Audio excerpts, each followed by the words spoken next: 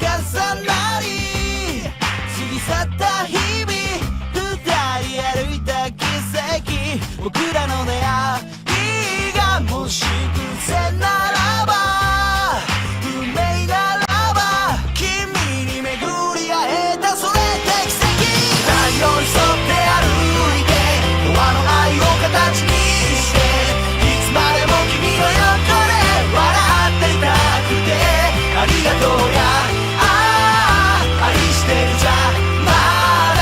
足りないけど、せめて言わせて幸せですと。いつも君の右の手のひらを、ただ僕の左の手のひらがそっと包んでく、それだけでただ愛を感じていた。日々の中で小さな幸せ見つけ重ね、ゆっくり歩いた奇跡、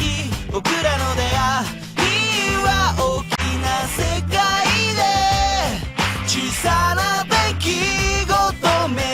り合えた、それって奇跡。うまくいかない日だって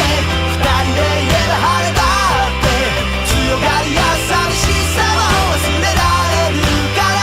僕は君でなら僕でいれるから、だからいつもそばにいてよ、愛しい君。二人ふざけ合って帰り道、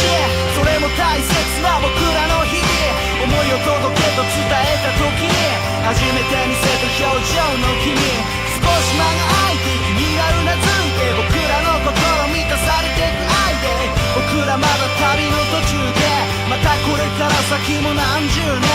続いていけるような